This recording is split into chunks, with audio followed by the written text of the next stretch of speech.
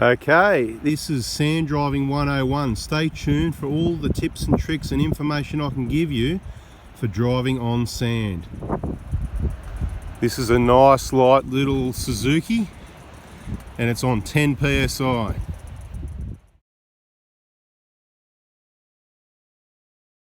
Okay, so we're down at Robe. We've got a tiny little light Suzuki Vitara on 10 psi. And this is kind of a pretty standard track in and out of the beach. Alright, it comes up. We're going to give you some information on how to avoid getting in a situation like this, but not too much because we've got a car over the other side of the dune. We're going to let the tyres down to get out of this situation, let them down a bit more and back it down the hill is about our only choice, but more information soon.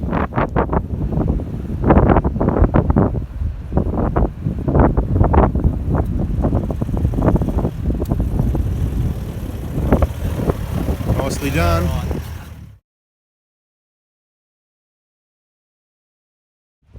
Okay, now we've got the next one. He's a Mitsubishi. He just wants to go down this hill where it's a bit, you can see what's going on here. You're driving along the side of a sand dune. Won't be doing it. Not worth the risk. More information coming. I'm just going to show you this guy going over this hill. See how it turns out.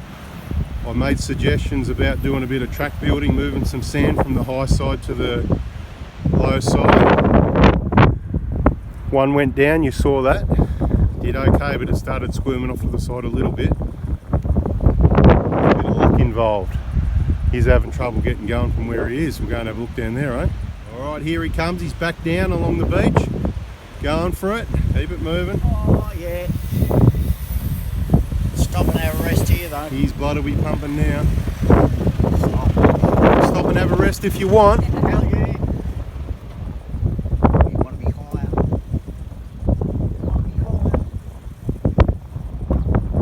There he goes, job done, beautiful. Bit of luck there. Well, Alright, so we got the vehicle that was stuck out safely and a couple others went over it and made it okay.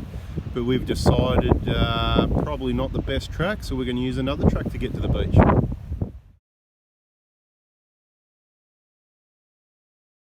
Alright, so we're going to call this one Sand Driving 101. What do you need when you go sand driving, and what information have I got for you? Well, you've certainly got to be really careful when you're out on some beaches that have got soft sand. There's a lot of people with no experience that end up in beaches with soft sand and end up bogged and losing their cars or nearly losing their cars. We have saved a few people from that. So it'd be good to avoid it. So if you can, share this video because hopefully, well, I haven't managed to get bogged on sand without doing it on purpose so far in my years of driving Prados, etc. So hopefully I can give you the tips and show you how to avoid the same. So what's the first thing you need for driving on sand? Well, the first thing is you need to watch this video, okay? We're going to run through the idea of what you've got to do to drive on sand, and that is you want to drive on it, exactly that. You just got to excuse me for a minute, I've got march flies all over the joint if you're having a go at me, so just a little distraction. The idea is to stay on top of the sand. Now what we've done, we know this beach is usually a little bit soft, it can get a lot worse, and there's a lot of different tyre pressures you can run, and that's probably the first thing we're going to come to. Tyre pressures. Okay, so you can see what's happened here. We've decided we're going to stop here and have a bit of a fish. We've got our mate over there in the little Suzuki on 10 psi, which you've seen can even get into trouble on sand dunes, and that's why this is really important, because it's not just about vehicle choice, tyre choice and tyre pressures. It's also about how you use the vehicle and understanding what it is and isn't capable of. And there's a lot of other settings in the vehicle you need to change, whether you select high range, low range. When you do it, you're best off to do it all before it's too late. But look, what we've done here is we've got the tyres on 20 psi cold. Okay, now in the heat, the driving, they'll warm up, so they're probably a little bit above. We haven't driven far, but they're probably 22, 23. So what's happening here, we're not bogged or anything. We're not even carrying max tracks or treads or anything like that. So we're pretty confident we've been around, not big noting or anything. The other vehicle does have recovery gear in it, and that's usually used to recover other people. So the reason we've gone on 20 psi is to give you an example of how the vehicle does dig into the sand. Now, we haven't tried to dig in here. We've stopped to go fishing, and generally what you do is, obviously you want to get off the beach. The beach is the road. I mean, you can park, depends how much beach you got. You can park in the middle of the beach if you want. It's all different. You know, if you're at Fraser Island or something, it's a bit different. It's flatter. It's like a highway. There's plenty of room. You might park your car on the water side to fish. You might park right up the beach. Some people park their rods right in the middle of the road, and you've got to go under the fish their lines. But anyway, everyone's different. That's all good. So the idea is to stay on top of the sand, right? So you can see one of the number one things you need to go to the beach is Crocs. Okay, you already know that.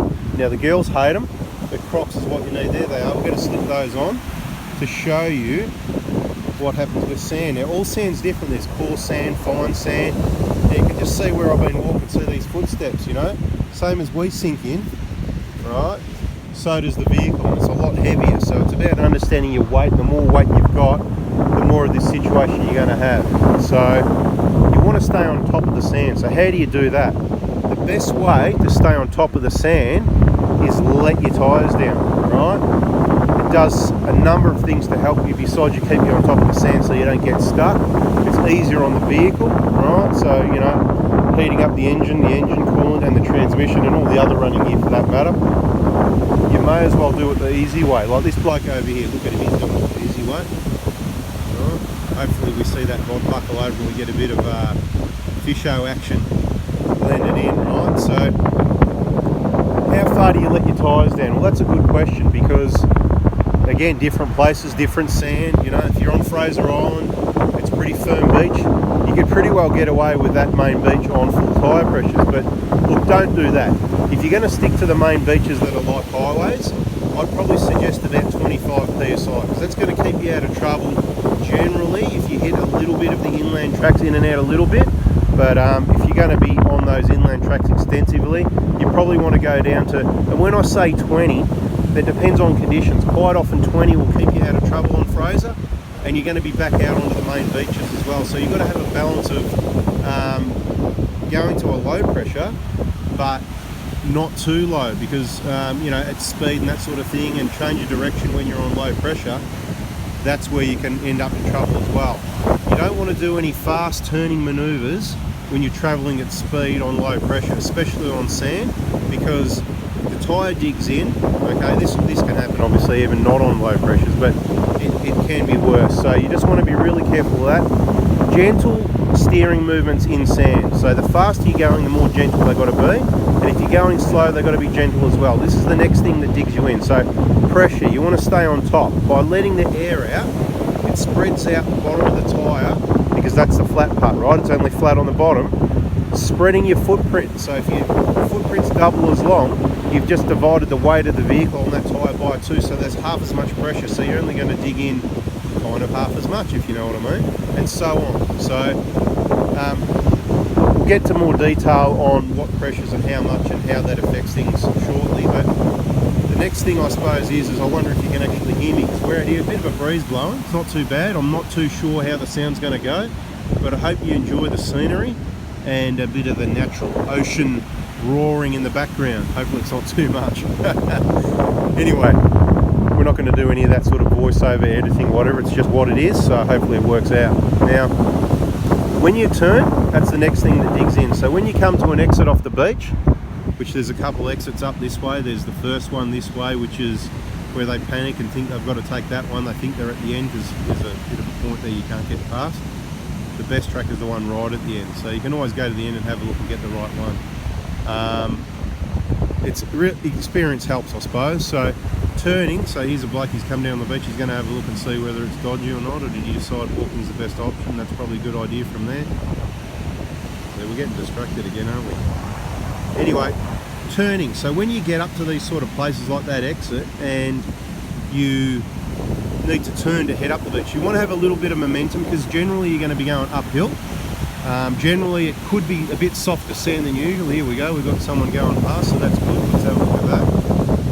And generally, right, Yeah, so generally you've got someone going past,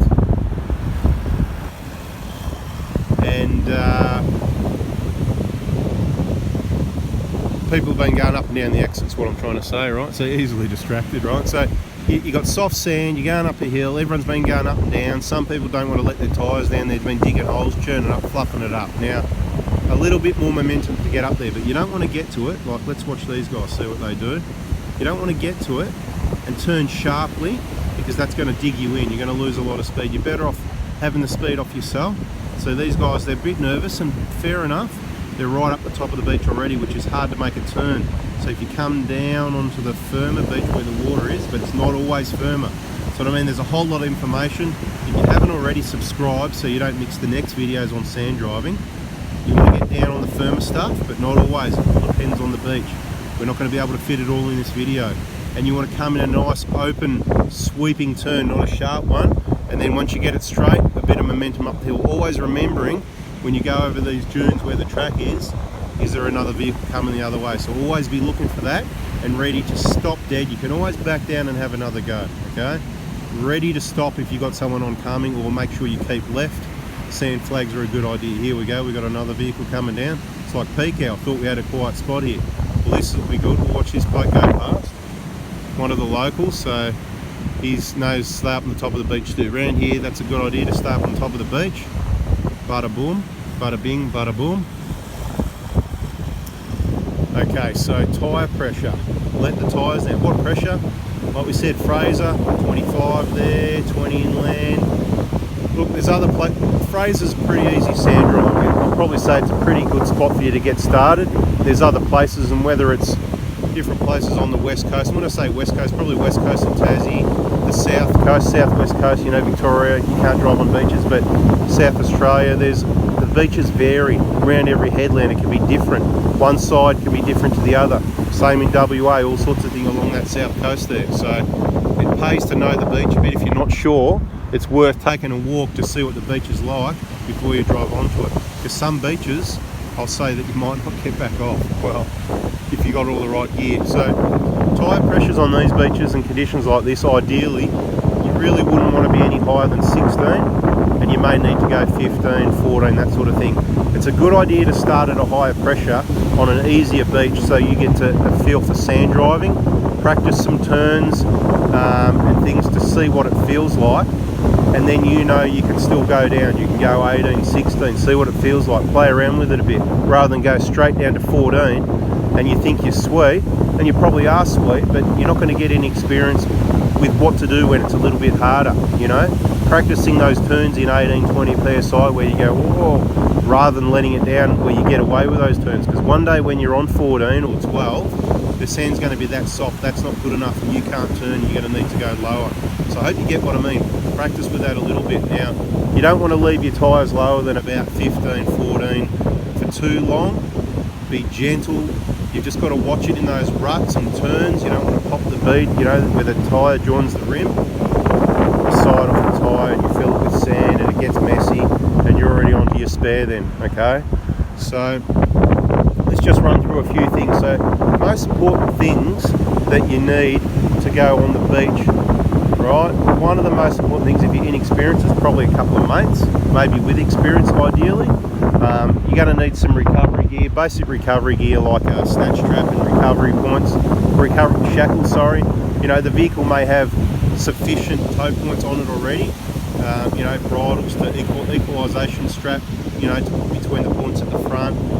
Just make sure you know where they are and that they're sufficient for what you're planning to maybe do. And if you don't get yourself too deep in the sand, then you should be able to get out pretty easily. Don't dig yourself in, don't spin your wheels, just think about it. You want to stay on top. So if you're driving along this beach and you're belting along at 40 k's low range in fourth, because you're in low range, because that's probably your best option in case things do get soft and give you a bit more grunt.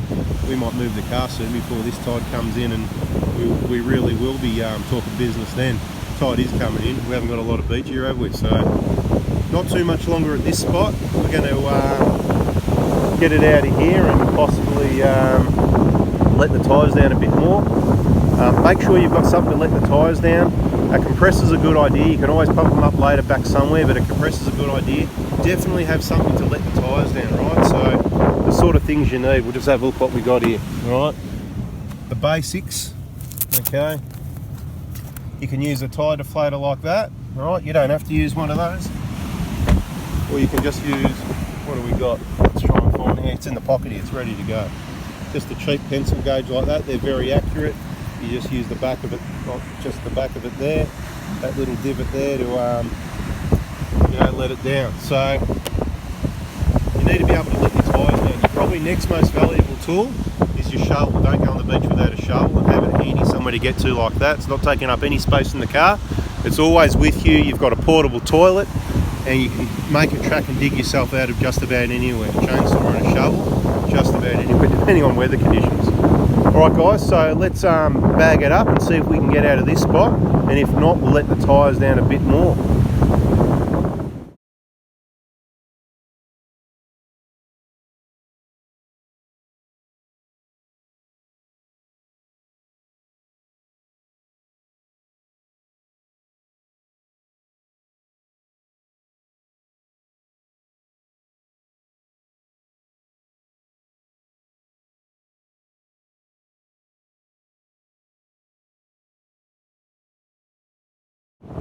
Alright guys, so here we go.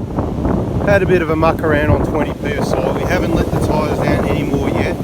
And this is what I'm trying to say. This is where you get your experience and you learn to see what you can get away with on, for example, 20 psi. Now, don't use these exact numbers. It all depends what beach you're on.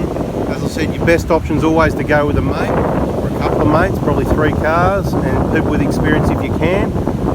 Go and borrow yourself a set of you know, treads or max tracks. I wouldn't necessarily say you need to own them if you drive right. I owned them for years, never used them, except for on other people. So what I want to point out here is, just quickly, on 20 psi, you can see that it's way too much pressure still, okay? I've walked on it a little bit, just having a look at it, having a chat with Debbie over there, and you can see how it's all dug up, right? Now, that's, if you're digging ruts that deep, you're still too high, the car's working, let it down, because the sand could get softer and then you could get stuck. Now, what I didn't finish saying before was, if you come to a stop, okay, if you're belting along the beach, it's all good, and you come to a stop, let it stop. If you can feel it and you're working it and the tyres are spinning but you're moving and it's slowing down, give it up, okay? What you do, you don't keep on the gas, spin the wheels and dig yourself in. You take your foot off the gas, you let yourself come to a stop as it does, no brakes, just naturally. Let the car behind you know if you've got someone behind you, because it'll stop pretty quick. That's the resistance in the sand, all this digging in going on, right? Now, what's going to happen, you're either just going to work it real hard or you're going to come to a stop anyway, and then you're going to be dug in further where you're not going to drive away from it. So you let it come. This is the really important part, guys. Don't even use your brakes in the sand. Flat, hard highways, obviously you need to slow down eventually, use them when you need to. But when you come into a stop in sand, don't use your brakes. Just let the vehicle naturally come, and that's the sort of speed you should be driving at. You should be able to do that. Let it come to a stop. Then what you can do is, your whole problem is you're in soft sand, right? You're at this awesome beach and you just want to get your bathers on and go for a swim, and you can't be bothered letting your tyres down. Nah, this is what you got to do. You got to let the tyres down a bit more, right? If it's that bad, you probably want to drop another 4 psi. Depends where you are, you know what I mean? Hard to say. These are things you're going to have to play with depending on your vehicle. This is the basics, sand driving basics 101, because there's 101 things at least I can tell you about sand driving. But like I said, we're not going to fit it all in this video. So let it come to a stop. Then what you can do is get out, get your passengers to help too with your deflator, or if you've got those little pencil gauges, hey, get 4. They're like $2 each if you go to the right shop. For $10, everybody in the car can do a tyre. So yep, we're going down to 20, or now we're going down to 18, whatever. Get the kids on the job, and they can learn about it too. They can learn about it early, because you know they might need to know. You know, you shouldn't need to go down more than about 14 on most beaches, okay? 14 to 16 is a good sand pressure for kind of soft sand. We're going to get into some areas you should just, excuse me, really stay away from. I think it might be beer o'clock. Soon it's going to be beer o'clock. That's going to be probably the end of this video. Should I have a couple of beers and then finish the video? I don't know, we'll see. Maybe it could be entertaining, we'll see. Anyway, I hope you get the drift. Let it come to a stop. Don't work it. Don't dig yourself in. Don't sit there spinning your wheels. Now, if you started going up a sand dune or an exit off a beach and it slows down, it comes to a stop, and you've stopped, and then you try to go again, you're wasting your time. You were already moving up the hill and came to a stop. There's no way you're going to get going again until you do something different, okay? Key word, until you do something different. The biggest one is probably going to be letting your tyres down. But there's other things. We've still got to talk about low range, high range, diff locks, whether they work or not, whether they help or a hindrance, LSDs, traction control and all this sort of thing. There's a whole lot to it, right? So just make sure if you haven't already subscribed and you'll cop that next video. I'm not saying I'm done yet. I'm just reminding you while I think of it. Right, so you come to a stop, let's say like we have now, you let them down from 18 down to 15, and then gently, this is the thing as well, gently, do not just go boom on the gas. You're going to spin your wheels. You're on a soft surface. Look at it, it's sand. You're in a sand pit. You're in the world's largest sand pit. Well, not the largest, that's, we know where that is, but you're in a big sand pit, right? It's playtime, you're having fun, just drive off gently. Once you get moving, hey, then you can gas it if you want to have some fun and flick some sand and fill have your window down and fill the car with sand, and might even give you some sandblasting back in the face if you're lucky. Yeah, been there, done that. So you let your tyres down, gently try and drive off, and if you can get moving gently, you've solved your problem, because before it was doing it hard. Now the hardest thing in sand is to get going again, right? So if you can get going, you're sweet. Build it up slowly into next gear, get a bit of speed. Don't speed past where there's people and whatever, you know what I mean? Be careful. Exits off beaches, we don't want people on 30 or 25 PSI or even 20. If you're on one of those steep, soft exits, that we don't want you flying off at 60 k's an hour, it's dangerous. There could be people walking on the beach, whatever. So if you're on a beach with soft sand exits, you're going to have to let your tyres down to keep it safe for everyone. Now, what I want to point out before is here, we've had a bit of a play around. You can see where we first drove off, right? We're parked up here. I can't show you the spot, but you saw how well the tyres were dug in. It was right about here somewhere. I think I've driven over it again, right? So we've driven off, you can see the tracks down around here, okay? And we put the foot on the gas a little bit. You can see we sort of cut it up and went up the beach, turned around, did a couple up and down just to see what it was like. Now, when we first parked here, like the little Zook on 10 PSI, it did it pretty easy. It's not really dug in too much. We dug in a little bit at the front without pushing it, because that's the nature of the beast, right? You've got it's a pretty light vehicle, this one, but it is a light Prado, I should say, but it is quite a heavy vehicle. And what happens is, there's a whole lot of information here. When you're on a hill, the weight of the vehicle transfers to the lower side, right? So as the back goes up, the weight comes off the back and the weight goes on the front. See how the vehicle, it looks low at the front, it looks high at the back, and this often happens. That's why when you measure your lift and all that, you've got to make sure you're on perfectly level ground, because it can transfer. If you're on a slight hill, whatever, if you've got, you know, you can't kind of adjust two ends of a car at once with height. Let's say if you said you wanted it, you were 20 mil too low at the back, this is going off topic quickly, and then you adjusted that, well, it's going to change the front because the weight transfer each side of the front and rear axle. It's pretty complicated, so we'll just leave that one alone. But what I'm trying to say is the front got heavy, and without accelerating much on 20 PSI, the front, it sort of started to dig in, so we weren't going to get far up that hill. Where were the back tyres? They weren't even halfway up this little mountain, right? Now, what we've done this time is to show you, if you're at a beach with a hard exit, oh, this looks hard and it's rough and choppy and soft sand. I'll let you look at that. Let you have a look at that scenery while I'm driving on. Right, there's Kevo still having a fish over there. No luck yet. If I drop the phone, go, that's because two rods are buckled over at once. We'll give him a hand. I think one of those is mine. Anyway, so what we want to do is, you want to pave the way. Call it. You want to pave the way. And look at this. You know what? I'm going to mention this while we're at it. Rubbish. You please take your rubbish with you. I'm sure none of you people watching this video will leave rubbish on the beach, but right here, rubbish. I mean, some things float off boats. People lose their hats and whatever, but you know what? Clean up as we go anyway. Can people please not leave their rubbish on the beach? There's an empty spirits bottle up the beach there. I'll go and get that afterwards as well, that I nearly ran over just on the side of the next to one of the tracks. But anyway, shocking. Anyway, back on top. So you're easily getting distracted off topic, but it's all important messages, right? So tell at least one other person, can you please put your litter in the bin? If everyone that watches this does that, and then tell one other person, it can only help, hopefully, you know what I mean? Anyway, so what you want to do, you want to pave the way, right? What's paved the way? Well, this beach was really soft sand. You can see how soft it is. But right here where we've driven back and forward, which you saw in the video, hopefully, I'm walking on it now. It's firm as. You could drive up and down this all day. It's like a highway. Now, I showed you my footprints in the sand before. They were quite deep, about an inch deep, right? You're talking about 100 kilos walking in the sand, right? Look now. I'll go down on if you can see this with the lighting, but you can hardly even see a footprint. It's just flattening out those little bits in between the treads of the tyres, right? So anyway, the point is, you don't have to make it the first time. So say you've got to get off this exit off the beach, right? Everyone's watching and you're all nervous. Just take it easy and relax. Make sure your tyres are right. Momentum is your friend, but not too much. And when it's not working out, you get on the gas a little bit, but don't get on the gas too much because you're just going to dig, right? Just let it come to a stop and back nice and straight exactly back down that same path you went up on.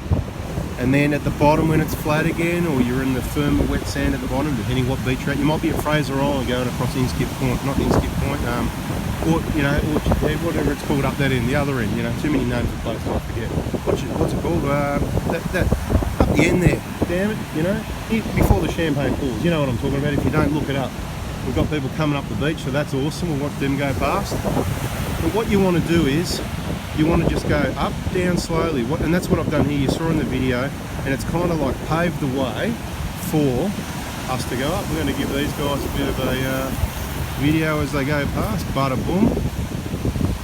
Right, we've got another one coming. Now, so you get that, paved the way. So what I did here, I drove down. I backed up, only made it to like here without trying too hard. I went forward, I backed up, no extra speed each time, and you can do that. There goes another one. They're all going for it, right? Which is cool. You got to go for it sometimes. Paved the way. So each time I came back, and you can see, I've come forward again. I hope you saw that in the video, but you can see not dug in at all whatsoever. No dug in, right? And the vehicle, without even trying, went up this sand here, right? It might have looked fast in the video because it was time lapse, right? But it come up here, would have went all the way. I just didn't want to go over this top track and upset that, you know what I mean? Because I'm trying to be considerate sometimes. But anyway, that's the deal. And we just rolled down to where we wanted to be. Now, so if you are fishing on the beach, it's not a bad idea depending what beach you're on, and if you're on your own, the first thing you probably should do is prepare the vehicle in case you do have trouble, or to prevent having trouble getting out. Because when you finish fishing and you've got a truckload of fish, right, you don't want to have trouble getting off the beach and didn't realise you were stuck when you left at the last minute because the tide was coming in, because you're having a good day catching heaps of whiting or whatever, right? So see, not dug in. So just a little tip, pave the way, right? And that also leads to, why don't you just follow the vehicle tracks that are already there. Follow the vehicle in front of you. Sometimes that's good, it's usually good, but not always.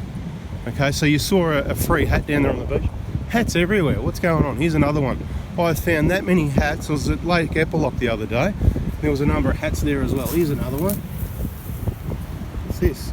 That one's been there a while, it's rotting away and all. Anyway, we'll get that, we'll put that with our collection of rubbish. The point is, stick on these tracks. These are quite hard, okay? It's a little bit soft, but it's quite firm because people have driven on it. If you haven't worked it out, we're in South Australia.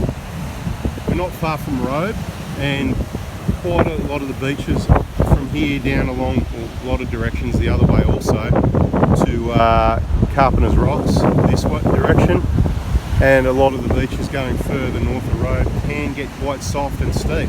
Okay, so what I'm going to do now, I'm going to go and have a frothy, and I'll see what else I can come up with to add into this video. Thanks for watching so far. Sit tight. Time for you to get a frothy. Except you won't get the time because boom, straight into the next bit of video. Okay, so I was on a bit of a roll with the information, and I seem to have pretty well covered most of the things that I wanted to. So I'm just going to have a think about what else there is to tell you. Sand sticking on top of it. If you're out on the beach or anywhere, take your rubbish with you. This is a little collection we've done within about 20 metres of us. 2 hats, don't worry about a couple of those 4 cans are ours, don't worry about that. But that bottle, the hats, a few things come off boats, you get that, and that's my stubby holder. We're going to clean all this up and take it with us anyway. But I hope that's been helpful in some basics, and I suppose a little bit more advanced sand driving. I know a lot of you have been on sand and you know what you're doing, but hopefully it opened up your mind a little bit to get you thinking about a few of those things we mentioned in the video, and something for the new guys to have a think about. And I'll say it again, just quickly to recap. If you're new to sand driving, you probably want to pick some easier beaches first. Go with someone that's had some experience if you can, okay? If you don't know someone that's had some experience, well, get on some of our groups on Facebook, because we do trips every now and then. If you've got a Prado, it's Oz Prado Crew. We've also got other groups. I can't even remember what it's called. What's it called? Oz 4x4 Adventures or something like that. I don't know. I'll have to look it up. Subscribe to this channel and I'll try and get you some more information to the other groups we've got. Like I said, we have trips from time to time, and there's no better way to learn when you're out there and with people that sort of know what they're doing, that can help out, and most people are pretty happy to help out. Last thing you want to do is go out on your own. Some of the beaches where people get in trouble, Stockton Beach can be, it's a popular one that it's not, you know, that's when I say popular, it's well known. And some of the beaches, and I'll just touch on this a little bit, they can be quite steep toward the ocean, so it's not like Fraser Island. So if you're a banana bender, if you're from Queensland and you're used to Fraser Island, the beach is nice and flat, therefore it's nice and firm. Type of sand, it packs down pretty well. I've never seen, I don't think, soft sand on the beach at Fraser. A little bit softer on the on the west side of the island, right? But I suggest you don't go out there until you've got some experience behind you. These beaches down here at Prado, there's some, they just vary with the weather conditions and the tides and different times of the year. Summer is probably your best time to get on these beaches. They can get pretty bad in winter. The fishing's been pretty average, so we're packing up, we're getting out of here. And bada bing, bada boom, what else can I tell you? Yeah, go with someone that's got some experience. So if the beaches are really steep, they're the ones that are going to suck you toward the water. You go onto a steep beach that's narrow and steep, you know what I mean? Like this sand dune, that's steep. So this beach, that part there, sort of almost flat. But as you look further up the beach, see this bit of a hilly, some beaches, if it goes like that all the way to the water, don't go on it is my advice, okay? Once you've got some more experience and lots of recovery gear and whatever, sand anchors and winches and tracks and treads and tides that are going out, not in, and these are all things to consider. You should always look at the tides and make sure you go on low tide or tide going outward. If the tide's halfway out, is a good time to go, because you know you've got that beach and it's just going to increase for the next 3 hours. So you've got 3 hours of really good time up your sleeve, plus a little bit more, and it's going to start coming in. So don't do anything silly when the tide's coming in. Alright guys, hope that's helped. We might recap on a couple little things, the best things to take sand driving. Obviously a full drive, know how to use everything in your vehicle first.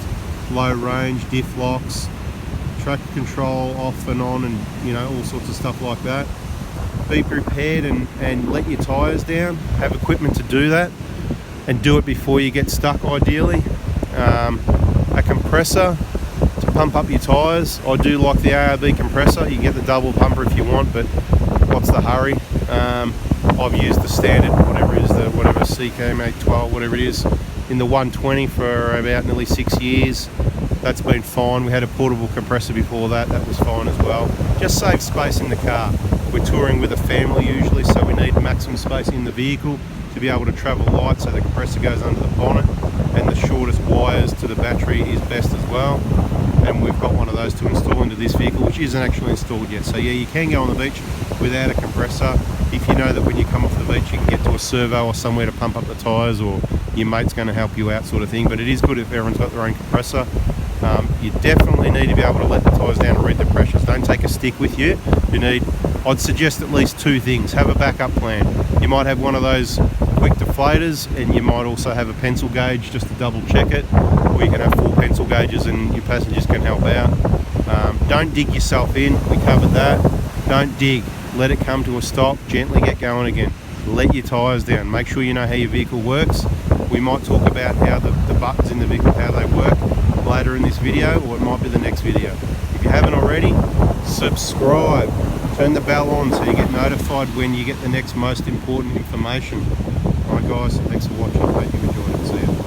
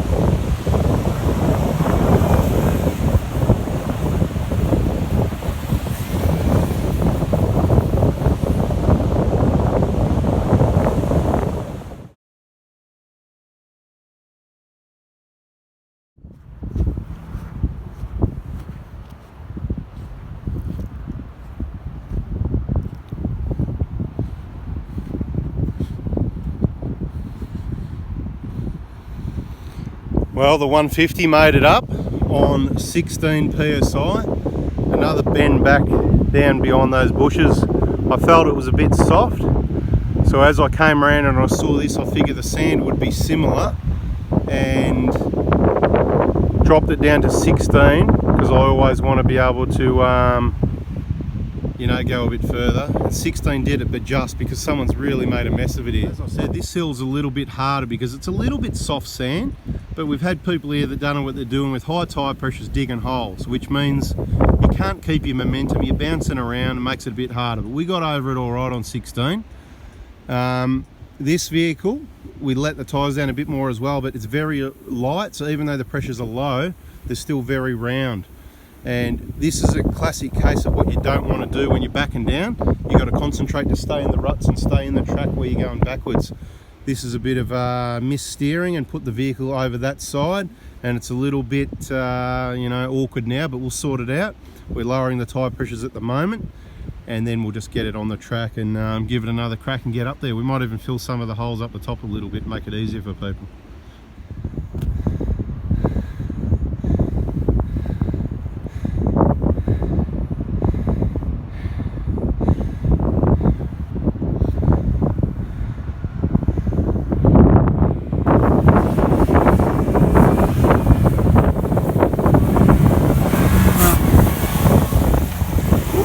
Working it. Okay, so we've just got over that bit of a dune. It proved a little bit harder than some of the other driving we've done today. We're just going to cruise through here, still on 16, because I suppose maybe we're looking for a challenge, and there's plenty of room to move after that. Now, what's over here? This is your problem a lot of the time. You can't see, so you do need to slow down to make sure you don't go the wrong side once you come over the crest.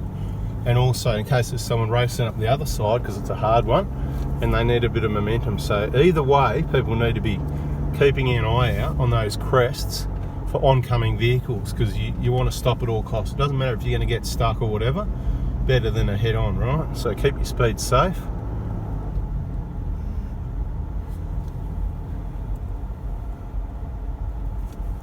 Let's just go and talk. Is it all good up there? It is, mate. That is the UHF on the scan. I think the left option here is to the beach, and there's no other exit off the beach, so we will keep heading this way, I think.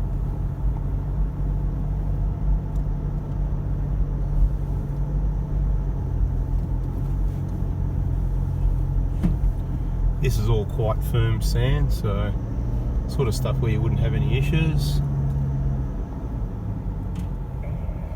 I'm just waiting and we'll get in there. Let's turn the UHF down, it's just on a scan. So it's always good to have a UHF, talking about things you need, or what you need and what you need.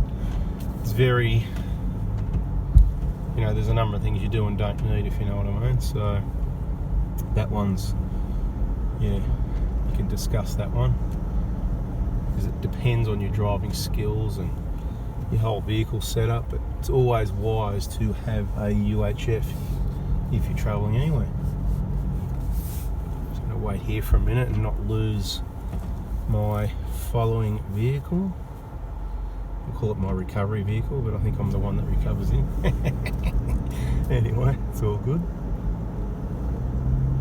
So you can see this sand is not, the ruts aren't there, so you've got a fair idea it's firm when you don't see the ruts. If you see ruts, you know, with experience you'll be able to pick soft sand. This sand we're going down there, it's not soft sand. It's just people have gone too fast. One person spins a wheel somewhere because they don't let the tyres down, then the next car jumps over that, it lands, spins a wheel, and it just gets, it snowballs from there. It just gets worse and worse on the same holes, and that's why we're going slow. Otherwise you're just going to be bouncing around over these holes. And we can, because I don't think this is that soft. It's a little bit softer up here, so we're going to get a bit of momentum, try and pick a line that's not in the holes. Doing it fairly easy really, so it's not what I would call soft sand, but it is a little bit soft, you know. For beginners luck, it's a bit soft. People, if you've got your pressures up too high, you're going to come to grief. That's why it was all rough and there's all holes in it. All these people that don't want to let the tyres down. I know I'm repeating myself, but there's a rabbit, a hare, a rabbit. No, it's a rabbit. There he is. What's he doing sitting out in the sun? Yeah, he's just sitting there on the side there. He's not too fussed about anything.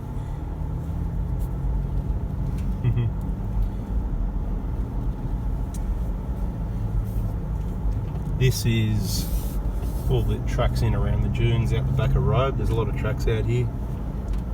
You can get information from the parks information centres and that. I can give you a map on that. And we will just follow along this fence line. Here's our way out